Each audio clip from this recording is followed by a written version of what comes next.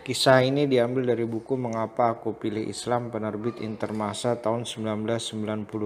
Kisah nyata ini ada pada halaman 199. Berikut kisahnya. Aku dilahirkan pada tanggal 1 Juli 1967 dari keluarga Tionghoa. Nama panggilanku adalah Ujang. Aku adalah bungsu dari 10 orang bersaudara. Kami sekeluarga berdomisili di Duri, Pekanbaru. Orang tuaku bernama Burhanuddin dan Kartini.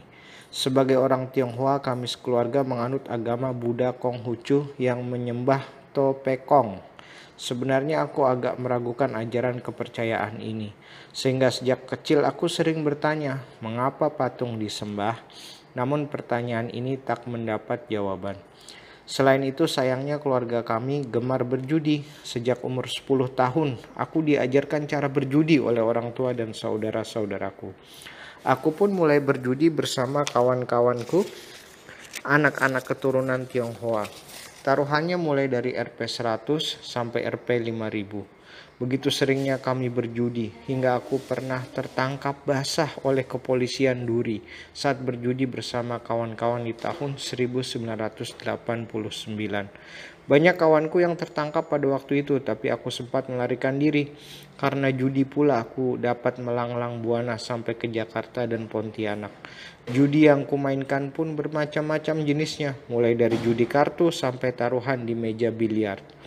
Namun pada suatu malam yang tidak kuingat tahunnya, aku bermimpi awan berbondong-bondong turun ke bumi dan menutupi tubuhku.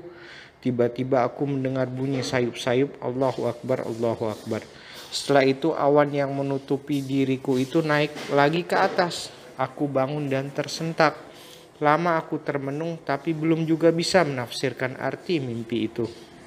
6 bulan sesudah itu aku bermimpi lagi. Seolah-olah ada suara yang menyadarkan aku agar menghentikan kebiasaan berjudi.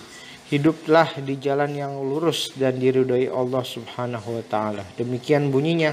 Sejak mimpi kedua itu aku mulai berpikir untuk mengubah jalan hidupku. Bagaimanapun juga judi tidak akan membawa keberuntungan. Bahkan pemerintah dapat mengajukan ke pengadilan bagi siapa saja yang kedapatan berjudi. Selain itu aku semakin membutuhkan ajaran agama yang dapat kujadikan pedoman hidup. Keyakinanku terhadap agama yang kupegang selama ini tidak memuaskanku. Setelah melakukan pertimbangan, aku memilih untuk menganut Islam. Maka untuk memperoleh gambaran tentang agama Islam, aku membeli buku-buku tentang Islam. Buku-buku itu kubaca secara diam-diam di dalam kamarku.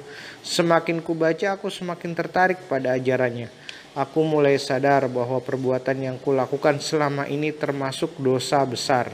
Sejak bulan Februari hingga Mei 1992, aku tekun mempelajari Islam. Bahkan secara diam-diam aku mulai menjalankan sholat 5 kali sehari sebagaimana muslim. Meskipun aku belum mengucapkan 2 kalimat syahadat. Sejalan dengan itu, tahap demi tahap aku mulai mengurangi kegiatan berjudi. Akhirnya hatiku merasa mantap terhadap Islam.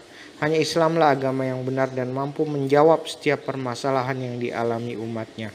Maka pada tanggal 20 Juli 1992 aku pergi ke Masjid Ihsan di Duri untuk menemui Ustadz Agus Jamil dan menyatakan niatku. Aku pun dituntun Ustadz Agus Jamil mengucapkan 2 kalimat syahadat dengan didampingi 3 orang saksi.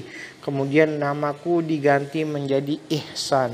Walaupun aku sudah masuk Islam, tapi aku ragu-ragu menyampaikan hal itu kepada ibuku, karena aku takut beliau akan marah. Setelah 4 hari barulah kusampaikan perihal keislamanku kepada ibu sewaktu aku akan melaksanakan khitan. Ibu memang marah setelah mengetahui bahwa aku masuk Islam. Namun aku sangat bersyukur karena beliau tidak mengusirku, sehingga pada hari itu acara khitan pun dapat dilaksanakan. Setelah menjadi muslim, aku dibimbing oleh Ustadz Agus Jamil dan jemaat masjid bagaimana melakukan ibadah dengan benar, membaca Al-Quran dan melaksanakan ibadah puasa. Kemudian timbul niatku untuk memperdalam ilmu tentang Al-Quran dan hadis ke pesantren. Walaupun secara formal pendidikanku hanya sampai SMP. Alhamdulillah rupanya niatku untuk memperdalam pengetahuan agama Islam mendapat ridha Allah Subhanahu wa taala.